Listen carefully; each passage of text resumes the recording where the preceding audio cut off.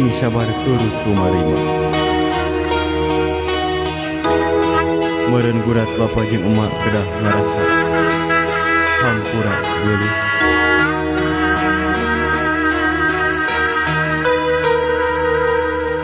Geuling anak king jimat awak cing sabar turut kumarima. Meureun gurat bapa jeung mapa pisah kanyaah bapa jeung emak moal aya pegatna.